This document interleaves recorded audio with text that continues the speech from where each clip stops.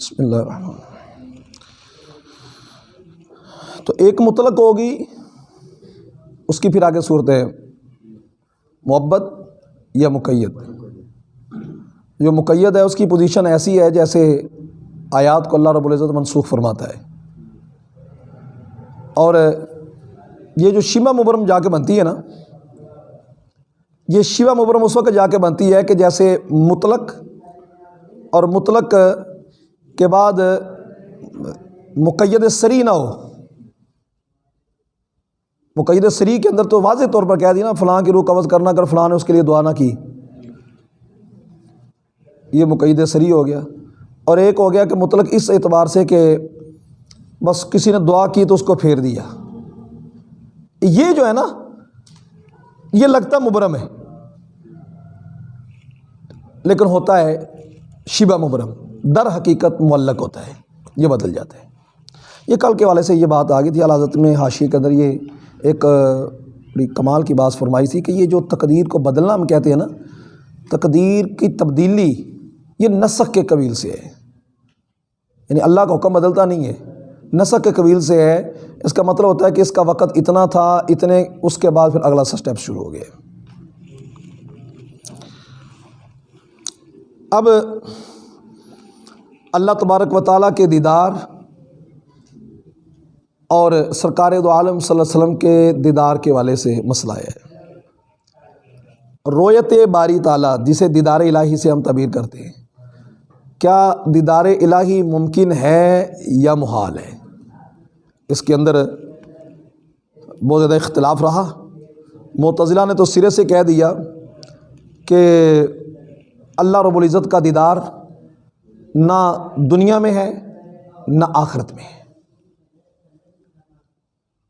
ان کی دلیل کہ جسے دیکھا جائے، مرئی جسے دیکھا جاتا ہے نا، اس کے لیے ضروری ہے کہ وہ سامنے ہو، نگاہوں کے سامنے ہو، نہ قریب زیادہ ہو نہ زیادہ دور ہو، مقابلا لوجہی، بالکل چہرے کے سٹیٹ پر ہو۔ اگر ادھر دیکھنا ہے تو ادھر، یعنی پتلی اس کی طرف پھر سکے، حواس کا اس کے ساتھ دخل ہو سکے۔ بات سمجھ آئیے؟ تو معتزلہ نے اس سے اختلاف کیا، کہتے ہیں مثلا نور ہے، سورج کی طرف زیادہ دیر دیکھا نہیں جا سکتا کہ چندی آ جاتی ہے، تو اللہ رب العزت مطلق نور ہے تو اس کی طرف کیسے دیکھا جا سکتا ہے؟ یہ معتزلہ کی اس والے سے دلیل ہے۔ ہم کہتے ہیں کہ یہ عقلی دلیل یہ ہے کہ اللہ تعالیٰ کا وجود ہے، واجب الوجود ہے نا، اور جس کا وجود ہے اسے دیکھا جانا ممکن ہے۔ دوسرا یہ کہ اللہ رب العزت نے ہی عقلوں میں ایک طاقت رکھی ہے کہ دنیا میں ظاہری آنکھوں سے دیکھ نہیں سکتے، ممکن ہے عقل آخرت میں طاقت پیدا فرما دے گا۔ وجوہ یومئذ ناظرہ الی ربہا ناظرہ، کچھ چہرے تر و تازہ ہوں گے اس دن، اپنے رب کو ناظرہ دیکھ رہے ہوں گے۔ اس کا مطلب ہے کہ دیکھنا ممکن ہے، تو فرمایا گیا نا۔ حضرت سیدنا موسیٰ علیہ السلام، آپ نے رب سے عرض کی لن یا الہی میں ربی ارینی انظر الیک، اے میرے رب مجھے اپنا دکھا، میں تجھے دیکھنا چاہتا ہوں۔ اللہ نے فرمایا لن ترانی ولکن انظر، تو ہرگز نہیں دیکھ سکتا، لیکن ایک ہے کہ تیرے موسیٰ ہے، تو نے عرض کر دی ہے انظر الی الجبل، پہاڑ کی طرف دیکھ، فإن استقر مکانہ، اگر پہاڑ اپنی جگہ پر ٹھہرا رہا، فسوف ترانی، تو ان قریب مجھے۔ اب اصول یہ ہے، علم کلام والے اصول بیان کرتے ہیں کہ پہاڑ کا ٹھہرنا ممکن ہے۔ پہاڑ کا ٹھہرنا ممکن ہے، دو ہی صورتیں ہیں نا، کہ تجلی کے وقت ٹھہرے، تجلی کے وقت نہ ٹھہرے، ٹھہرنا بھی ممکن، نہ ٹھہرنا بھی ممکن۔ اور اصول یہ ہوتا ہے کہ جو چیز معلق ہو ممکن پر، جس کو ممکن پر معلق کر دیا جائے نا، وہ چیز بھی ممکن ہوتی ہے، وہ محال نہیں ہوتی ہے۔ تو اس اعتبار سے یہ بات سمجھ آ گئی کہ رویت باری تعالیٰ ممکن ہے، عقلاً جائز ہے۔ اشاعرہ کہتے ہیں، یہ جو معتزلہ، وہ تو بالکل اس کا انکار ہی کر دیتے ہیں نا۔ دنیا کے اندر اس کا دیدار ممکن ہے کہ نہیں ہے، اس والے سے بھی اختلاف رہا۔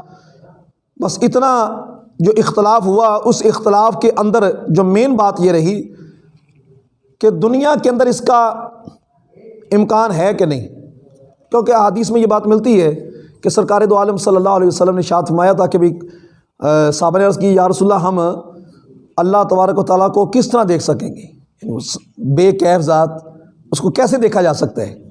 تو نبی اکرم صلی اللہ علیہ وسلم نے ارشاد فرمایا کہ جس طرح تم دیکھ رہے ہو نا یہ چاند کو، سترون ربکم، ان قریب تم اپنے رب کو اس طرح دیکھو گے جس طرح یہ بدر کامل ہے نا، اس کو دیکھ رہے ہو اس طرح اپنے رب کو بھی دیکھ لو گے۔ اب وہ دیکھنا کیسے ہوگا؟ یہ صرف دیکھنے کے حوالے سے بتایا گیا کہ دیکھو گے اس طرح، اس کا کیف کیا ہوگا، منظر کیا ہوگا، وہ بیان سے باہر ہے۔ دنیا میں صرف رسول اللہ صلی اللہ علیہ وسلم کی ذات گرامی کے علاوہ کسی نے ان آنکھوں سے نہیں دیکھا۔ حضرت امام احمد بن حنبل رحمۃ اللہ علیہ سے پوچھا گیا کہ کیا رسول اللہ صلی اللہ علیہ وسلم نے اللہ کو دیکھا ہے؟ تو آپ فرمایا رآہ رآہ رآہ رآہ، اتنا کہتے ہیں آپ کا سانس ٹوٹ گیا، اتنی تاکید سے فرماتے گئے۔ لیکن مجمع عام میں یہ بات نہیں فرمایا کرتے تو اس کی وجہ تھی تاکہ لوگوں کے توہمات، تخیلات خام خواہ ایسی باتوں کی طرف پڑ نہ جائے۔ لیکن عقیدہ آپ کا یہی تھا کہ رسول اللہ صلی اللہ علیہ وسلم نے ان آنکھوں سے، سرکار دو عالم صلی اللہ علیہ وسلم نے اپنی ان سر کی آنکھوں سے اللہ رب العزت کا معراج کی رات دیدار فرمایا ہے۔ اس والے سے یعنی قرب قیامت کے روز تو پھر دیکھ لیں گے نا، قیامت کے بعد جو جنتی ہوں گے خاص، وہ تو اللہ رب العزت کا دیدار کر لیں گے، وہ بھی خاص مقام والے۔ دنیا کا مسئلہ تھا، دنیا میں رسول اللہ صلی اللہ علیہ وسلم کے سوا کسی اور نے دیکھا، اس دیکھنے کے اندر اختلاف رہا صحابہ کرام علیہم رضوان میں۔ سیدہ عائشہ رضی اللہ تعالیٰ عنہا اور دیگر، ان کا یہ موقف تھا کہ رسول اللہ صلی اللہ علیہ وسلم نے معراج کی رات حضور کو نہیں دیکھا۔ سیدہ عائشہ رضی اللہ تعالیٰ کا معراج کی رات دوسرا بھی قول یہ آتا ہے کہ ما فوقیدہ جسد محمد صلی اللہ علیہ وسلم، حضور کا جسم اقدس جو تھا وہ معراج کی رات مفقود نہیں ہو، گم نہیں ہوا، یعنی یہیں تھے۔ محدثین نے اس کا جواب جو بڑا معقول دیا، انہوں نے کہا کہ سیدہ کی عمر اس وقت، سیدہ عائشہ رضی اللہ تعالیٰ عنہا کی ذاتی عمر اس وقت جو عمر تھی آپ کی عمر مبارک، وہ سن شعور والی نہیں تھی، یعنی 6-7 سال کے راؤنڈ باؤنڈ اتنی عمر، اور یہ جو معاملہ تھا یہ تو سن شعور کا جو مباحث تھی اسی وہی سمجھ سکتے ہیں۔ تو یہ سیدہ نے قیاس کیا ہے، اس اعتبار سے قیاس کیا ہے۔ باقی حضرت عبداللہ ابن عباس رضی اللہ تعالیٰ اور تقریباً 21 کے قریب صحابہ کرام، اور بعضوں نے نبراس کے اندر جو ہے اسے حدیث متواتر بھی کرا گیا ہے کہ نبی اکرم صلی اللہ علیہ وسلم نے فرمایا انکم سترون ربکم کما ترون القمر لیلۃ البدر، اس روایت کو، اور اس روایت کے پیش نظر کہ جب امتی کے لیے اللہ کا دیدار ممکن ہے قیامت کے روز ہوگا تو حضور کے لیے دنیا میں محال ہونے کی کیا بات ہے؟ تو سیدہ نے جو اس حوالے سے انکار کیا نا، وہ کسی چیز کا عدم علم بھی ہو سکتا ہے، بعد میں اس کی آگے ہو علم، لیکن یہ کہ یہ جو اختلاف تھا، اب آج کہتے نہیں جی وہ معراج جو تھی، وہ اللہ کا جو دیدار تھا وہ سونے کے عالم میں ہوا ہے۔ اگر سونے کے عالم میں تھا تو اتنا بڑا اختلاف کیوں ہوا؟ خواہ میں تو کوئی منکر نہیں ہے۔ سو یہ بات سمجھنی پڑے گی کہ یہ بات ظاہری آنکھوں کے ساتھ ہے، جاگ کی کیفیت کی بات کی جا رہی ہے۔ جب جاگنے کی اعتبار سے بات کی جا رہی ہے تو یہ جو صحابہ کرام کا اختلاف ہے ان کے دلائل کیا تھے؟ سیدہ دلیل یہ دیتی کہ قیاس کرتی تھی نا آپ، اور خود اجتہاد فرماتی تھی کہ اللہ نے فرمایا لا تدرکہ الابصار وہو یدرک الابصار، کہ نگاہیں اس کا ادراک نہیں کر سکتی۔ علامہ سعد تفتازانی اور دیگر محدثین نے جو اس کا جواب دیا، فرمایا ابصار پر علم استغراق کا ہے، جس کا مطلب ہے کہ ساری نگاہیں اس کا ادراک نہیں کر سکتی، خاص نگاہیں ہیں جو اس کا ادراک کرتے ہیں۔ بات سمجھ آئی نا؟ یعنی یہ اس میں یہ کہا جاتا ہے کہ اس میں عموم سلب ہے، سلب عموم نہیں ہے۔ یہ عام کی نفی کی جا رہی ہے کہ ہر کوئی آ کر دیدار نہیں کر سکتا، یہ خاص حصہ ہے جو خاص کو پلایا جاتا ہے۔ تو یہ اس میں عموم سلب ہے، اس کے اندر یہ بات بیان کی جا رہی عموم سلب ہے، عموم کا سلب نہیں۔ سمجھ آئی بات کی؟ دوسرا آپ جواب دیتے ہیں کہ لا تدریکو ادراک سے بنا ہے، ادرک یدرکو ادراک، ادراک کا مطلب ہوتا ہے کسی چیز کا احاطہ کرنا، بجوامل بجمیع جوانب، تمام جوانب کے ساتھ اور حص کے ساتھ کسی کا احاطہ کرنا، یعنی آنکھ کے ڈیلے اور پتلیوں کے ساتھ کسی کو دائرے میں بند کر دینا، ادراک اس کو کہتے ہیں۔ اور کوئی حص کے ساتھ، حصے بصر کے ساتھ اللہ کی ذات کا ادراک، اس آیہ کریمہ کا یہ مطلب ہے۔ ورنہ ادھر تو کہا جا رہا ہے کہ وَالنَّجْمِ إِذَا هَوَى مَا ضَلَّ صَاحِبُكُمْ وَمَا غَوَى وَمَا يَنطِقُ عَنِ الْهَوَىٰ إِنْ هُوَ إِلَّا وَحْيٌ يُوحَىٰ عَلَّمَهُ شَدِيدُ الْقُوَىٰ ذُو مِرَّةٍ فَاسْتَوَىٰ وَهُوَ بِالْأُفُقِ الْأَعْلَىٰ ثُمَّ دَنَا فَتَدَلَّىٰ۔ یہ قرب اور پھر دیکھنا نہ ہو، آنکھیں بند کر کے تو نہیں ہو سکتا۔ فَكَانَ قَابَ قَوْسَيْنِ أَوْ أَدْنَىٰ فَأَوْحَىٰ إِلَىٰ عَبْدِهِ مَا أَوْحَىٰ۔ باتیں ہوئیں سو ہوئیں، تمہیں کیوں بتائیں۔ اب باتیں آنکھیں بند کر کے تو نہیں ہو سکتی۔ ما کذب الفؤاد ما رأى۔ اب علامہ سعد تفتازانی رحمۃ اللہ اتنی پیاری گفتگو کرتے کرتے ایک مقام آخر پر آ کے تھوڑا سا ڈول گئے، کہتے ما کذب الفؤاد، یہاں جو رویت ہے نا، رویت، یہ رویت قلبی ہے، رویت بصری نہیں۔ اور دلیل میں یہ بات لے آئے تو بھائی اس آیت کا مطلب ہے ما کذب الفؤاد ما رأى، دل ڈولا نہیں، ما رأى جو آنکھوں نے دیکھا، آنکھوں سے دیکھتے ہوئے دل میں سماتے ہوئے، بصر اور بصیرت کو یکساں کر کے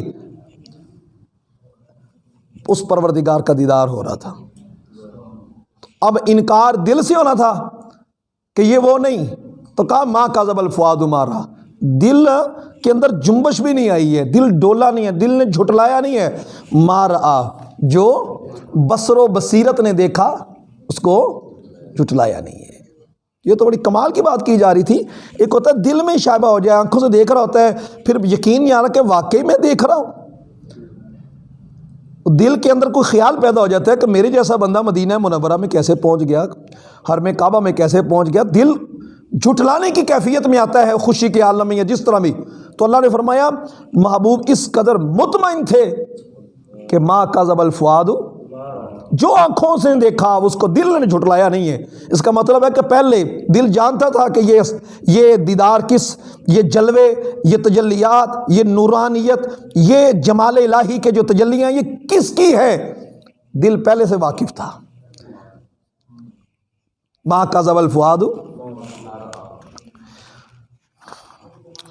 تو موسیٰ علیہ السلام کے بارے میں یہ اختلاف رہا ہے کہ آپ نے اللہ کو دیدار کر لیا کہ نہ کیا۔ کعبہ دیدار کی پہلی جھلک ہی تھی، ابھی ابتدا ہی تھی کہ بے ہوش ہو گئے، اگر ہوش رہتا تو دیکھ لیتے، ابھی تو ابتدا تھی۔ اس واسطے آپ کے بارے میں اختلاف یہی ہے، جمہور کا موقف جو درست ہے وہ یہی ہے کہ لم یرا، کیونکہ آپ صفات کے مظہر تھے اور حضور صلی اللہ علیہ وسلم ذات اور صفات دونوں کے مظہر تھے۔ رب کا دیدار وہی کر سکتا تھا جو ذات کا مظہر ہو اور صفات کا مظہر ہو۔ صفات کے مظہر نے جب ذات کی مظہریت والا پہلو اختیار کیا تو پھر وخر موسیٰ صاعقا، موسیٰ علیہ السلام بے ہوش ہو کر گر گئے۔ اللہ اکبر۔ موسیٰ علیہ السلام کے علاوہ میں یہ بات کسی والے سے مروی نہیں ہے۔ اب مسئلہ آ گیا کہ یہ جو کہا جاتا ہے کہ عرفاء کے لیے کہ انہوں نے خواب میں اللہ کا دیدار کیا، کیا یہ ممکن ہے؟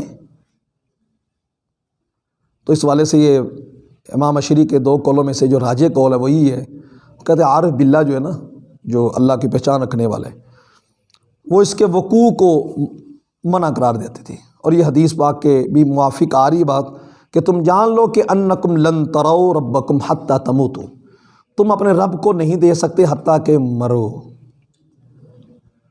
مرنے کے بعد مرو پھر رب کا دیدار کرو۔ وَهَذَا قَوْلُ الْجُمْهُورِ مِنَ الْعُلَمَاءِ وَالْأَوْلِيَاءِ، یہی قول جمہور علماء اور اولیاء کا ہے۔ مرن تو پہلے مر گئے تو پھر یہ نصیب ہوگا نا معاملہ۔ حضور سلطان العارفین حضرت امام الاغثیاء اور غوث اعظم شیخ عبد القادر جیلانی غوث سمدانی رضی اللہ تعالیٰ عنہ، آپ سرکار کے بارگاہ میں ایک درویش کو لایا گیا۔ وہ درویش گمان یہ کرتا تھا کہ یر اللہ بعینی، اس نے اللہ کو اپنے دونوں آنکھوں سے دیکھے، اپنوں آنکھوں سے دیکھا اللہ کو۔ آپ نے فرمایا جو تیرے حق میں یہ جو باتیں کر رہی ہے سچ ہے کہ جھوٹ ہے؟ انہوں نے کہا جی بالکل، دیدار کیتا ہے، دیدار ہوا ہے۔ آپ نے اس کو ڈانٹا، وحدد انفاہ بذالک، اور جھڑکا کہ اگر آئندہ ایسی بات منہ سے نکالی۔ پھر آپ نے حاضرین کو کہا بھئی یہ اپنی بات میں سچا ہے، اس پر کچھ مشابہ ہو گیا معاملہ۔ فَإِنَّهُ شَاهِدَ بِبَصِيرَتِهِ، اس نے اپنی بصیرت کے ساتھ نور جمال، رب کے جمال کے نور کو دیکھا ہے۔ اس کو یہ گمان ہی کر بیٹھا ہے کہ یہ اس نے اپنی آنکھوں سے یہ مشاہدہ کیا ہے، جو بصیرت نے دیکھا ہے وہ کہہ بیٹھا ہے کہ اس کی بصر نے، آنکھوں نے دیکھ لیا ہے، حالانکہ ایسا نہیں ہے، وَلَيْسَ كَذَلِكَ، بلکہ اس کی بصارت نے اس کی بصیرت کے نور کو دیکھا، جس بصیرت نے رب کے جمال کو دیکھا ہے، بس اتنی بات تھی۔ تو یہ سمجھ بیٹھا ہے کہ بھئی میں نے رب کا دیدار کر لیا، رب کا دیدار ایسے نہیں۔ کون فرما رہے ہیں؟ حضور غوث پاک رضی اللہ تعالیٰ۔ یعنی یہ ظاہری آنکھوں کے ساتھ یہ جو دیدار کرنا تھا نا، اس والے سے بات کہی جائے۔ اور غنیت الطالبین کے اندر اس کے والے سے بڑا سخت قول آپ نے فرمایا ہوا ہے، اور دیگر محدثین نے بھی اس والے سے لکھا ہوا ہے کہ بھئی یہ ایسا کہنے والا کہ دنیا کے اندر وہ آگے آ رہے اقوال کہ مولا علی قاری رحمۃ اللہ کے اقوال نہ کر کہ جس نے یہ دعویٰ کیا کہ میں نے اللہ کو اپنی آنکھوں سے دیکھا وہ دائرہ اسلام سے باہر ہو جائے گا۔ اور یہ جو کہتے ہیں کہ میں بس اللہ کے ساتھ ہماری بیٹھک ہوتی ہے، یہ من ادعا مجالست اللہ تعالی، جو کہے ہماری اللہ کے تعالیٰ کے ساتھ بیٹھک ہوتی ہے، وہاں اللہ کی طرف جو ہم چڑھتے ہیں، بات چیت ہوتی ہے، ساڑی لین بالکل سدھی ہے، ڈائریکٹ گلا ہوندی ہے، بڑے بڑے اس میں لسانی نظر آئیں گے آپ کو کہ جو ایسی باتیں کر رہے ہوں گے کہ اللہ کے ساتھ ہماری ڈائریکٹ باتیں ہوتی ہیں، ڈائریکٹ کلام ہوتا ہے۔ الہام ہونا اور بات ہوتی ہے، دل میں بات ڈل جانا، اس میں کوئی کان میں آواز نہیں آتی کہ یہ کرو۔ یعنی اللہ جس طرح مجالست ساتھ بیٹھتے ہیں، عرش کے اوپر تک بلندی تک چڑھتے ہیں، پھر وہاں پر رسائی ہوتی ہے، پھر بیٹھک ہوتی ہے، ایسی باتیں نہیں۔ اسی طرح جس نے دنیا میں، وہ کافر ہے، دار اسلام سے خارج ہے، اس طرح جس نے دنیا کے اندر اللہ سبحانہ و تعالیٰ کے دیدار کا دعویٰ کیا اپنی آنکھوں کے ساتھ، کہتے جیسے شرافیق اکبر کے والے سے بیان کیا نا میں نے، تو وہ دار اسلام سے باہر ہو جائے گا۔ اب مسئلہ یہ ہے کہ آخرت کے اندر جو منکر ہے رویت کا اور شک کرنے والا ہے، اس کے بارے میں شرعی حکم کیا ہے؟ کہتے ہیں کہ مناسب یہی ہے کہ اس کو فاسق قرار دیا جائے، کہ وہ تعویلاً منکر ہے، تعویل فاسد کے ساتھ ہی۔ اور شاہ ابو منصور ماتریدی رحمۃ اللہ علیہ مشائخ سمرقند وہ فرماتے تھے کہ یہ جائز نہیں ہے، اور اس کے انکار میں وہ مبالغہ کرتے تھے۔ جو خواب کے اندر منظر بنتا ہے، اب خواب کے اندر جو بندہ دیکھتا ہے اللہ تعالیٰ کا دیدار اسے نصیب ہوتا ہے، اس کے بارے میں کیا شرعی حکم ہوگا جی؟ یہ اس والے سے بات آ گئی۔ اب امام احمد بن حنبل رحمۃ اللہ جیسی شخصیات، امام اعظم بن حنیفہ رحمۃ اللہ شخصیات، جن کے بارے میں آتا ہے کہ ان کو 100 مرتبہ ادار الہی ہوا، تو ایک دن پوچھ لیا کہ مولا تجھے سب سے پیاری بات کون سی لگتی ہے؟ کہا جب بندہ قرآن پڑھتا ہے تو مجھے بڑا اچھا لگتا ہے۔ یہ تو بتاتی ہیں کہ یہ باتیں بتاتی ہیں کہ یہ بڑا واضح ہوتا ہے معاملہ۔ تو کہتے ہیں یہ شاہ ابو منصور ماتریدی اور یہ مشائخ سمرقند اس تو یہ مبالغہ کرتے تھے۔ کہتے ہیں نہیں، کیوں؟ وجہ انکار کیا تھی ان کی؟ کہتے ہیں خواب کے اندر جو آئے گی وہ تخیل صورت ہوگی نا، اور جو بھی صورت ہوگی ظاہری بات ہے اللہ اس لیس کمثلہ شیء، وہ صورت شے ہے اور اللہ شے جیسا نہیں ہے۔ پھر آپ اس بارے میں کیا بات کی جائے؟ جو جس کو دیدار ہوا ہے تو وہ دیدار کی دو ہی صورتیں، یا تو کہے گا بلا کیف بلا صورت، کہ اسے وہی جانتا ہے جس پر طاری ہوا ہے، ایک تو بات ہو گئی ہے، اور دوسرا یہ ہے کہ یہ بغیر کیف اور بغیر مثال کے ہونا ضروری ہے. جس طرح بیداری کے عالم میں کسی کو ہوتا ہے دیدار قسم نظر آتا ہے، کہا یہ بات ضروری نہیں ہے. اجماع اس بات پر نقل کیا کہ اللہ تعالیٰ کا دیدار رؤیت منامن جائز ہے، خواب میں جائز ہے. وَإِنْ كَانَ بِفَصْلٍ لَا يَلِيقُ بِهِ تَعَالَىٰ، اگرچہ ایسے وصف کے ساتھ ہو جو اللہ کی شان کے لائق نہیں ہے. اب جب شان کے لائق نہیں نہ ہوگا اس کا مطلب اس کی خواب کی تعبیر نکالنی پڑے گی. یہ بات میں ایک ساتھ وضاحت کے لیے عرض کر رہا ہوں. اگر اس قول کو لیا جائے تو اس کا مطلب یہ ہے کہ اگر ایسی ہوتا ہے کہ اللہ کی شان کے لائق، مطلب یہ کہ ایک فقیر کے روپ میں ہوتا ہے، تو پھر تعبیر کیا ہوگی؟ اس کا مطلب اس نے درویش آیا تھا، اس کو کھانا نہیں دیا، تو اللہ رب العزت جو ہے اس والے سے فرما رہا ہے کہ ہم نے تجھ سے کھانا مانگا، تو نے کھانا کیوں نہ دیا.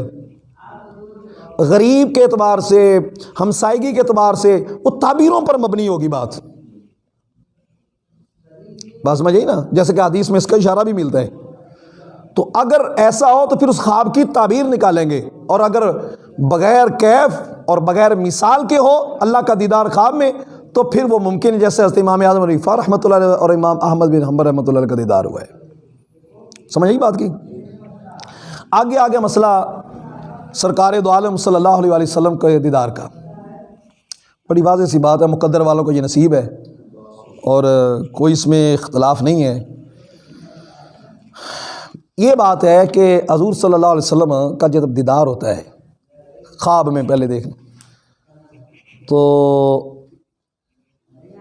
اس کی کوئی صورت حضور صلی اللہ علیہ وسلم کی جو ہے اس کے علاوہ بھی کوئی صورت ہوتی ہے یا وہی اسی صورت پر ہوتے ہیں؟ کیا نہیں. اس میں دو باتیں سمجھ لی جائیں. ایک ہے نبی اکرم صلی اللہ علیہ وسلم کی اپنا جو حسن زیبا ہے اسی کے مطابق دیدار ہونا، اور ایک ہے اس بندے کی جو حالت. تو اس کی حالت جو ہوتی ہے، چونکہ رسول اللہ صلی اللہ علیہ وسلم کے بارے میں کہا کہ وہ مومنوں کی آئینہ کے اعتبار سے مثال بنتے ہیں. کہ حضرت ابوبکر صدیق نے کہا حضور آپ جیسا سچا کوئی نہیں. دوسرا آیا تو اس نے حضور کو اور بات کہی، فرمایا ہر ایک نے آئینہ دیکھا ہے. تو کبھی صورتیں منتابعہ بھی ہو جاتی ہے کہ ایسی صورت جو اس کے اعمال کی ہوتی ہے تو وہ بھی ساتھ آ جاتی ہے، لیکن یہ نہیں کہہ سکتے کہ اس نے حضور کے علاوہ کسی اور کو دیکھا ہے. اور اس وقت اس کو تنبیہ کرنا مقصود ہوتا ہے یا دلاسا دلانا مقصود ہوتا ہے؟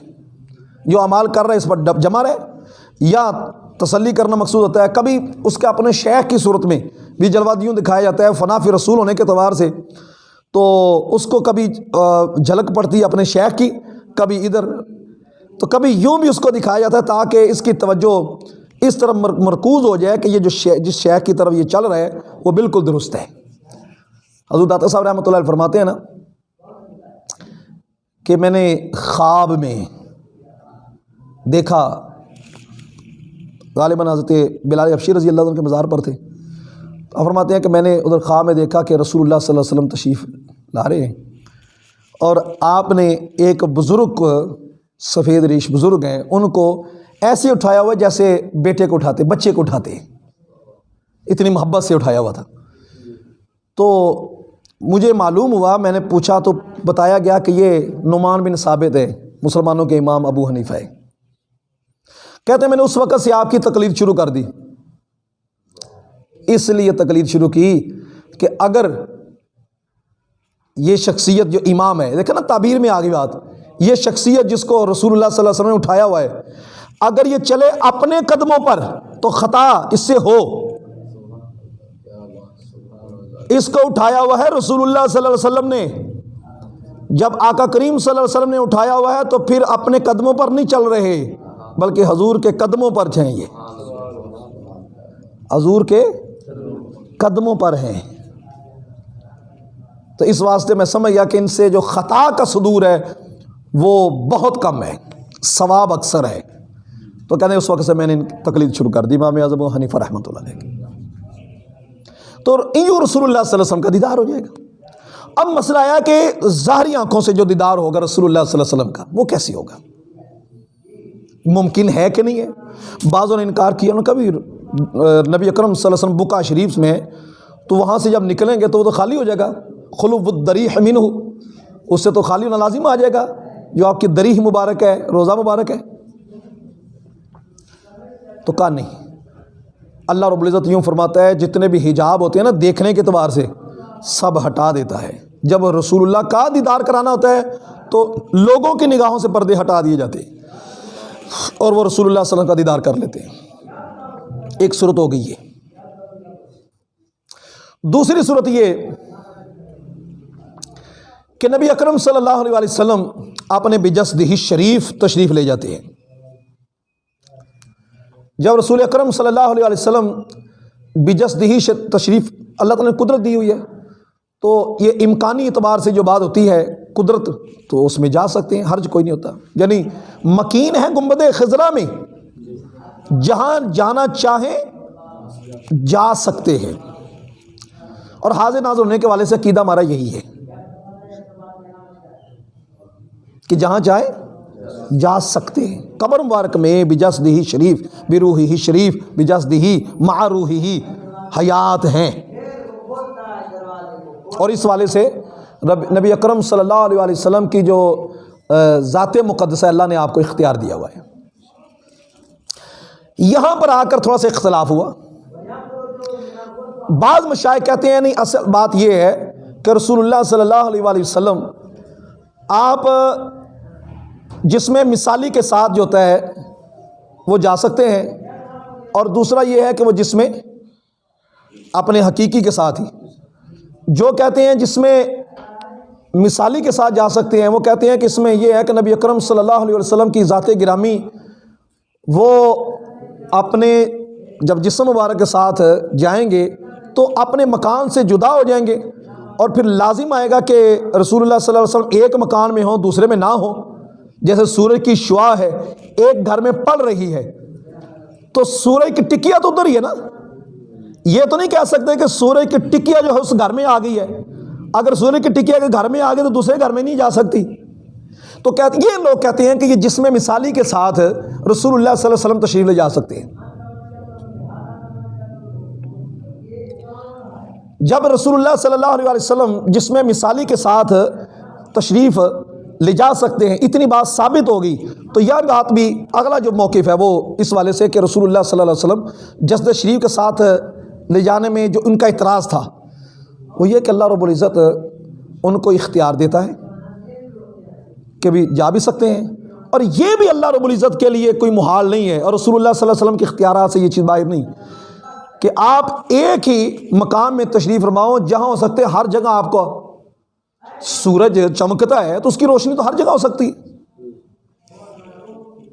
جس میں مثالی کے اعتبار سے بھی مانا جائے تو وہ بھی منکر نہیں، جس میں حقیقی کے ساتھ جانا جائے تو وہ بھی منکر نہیں۔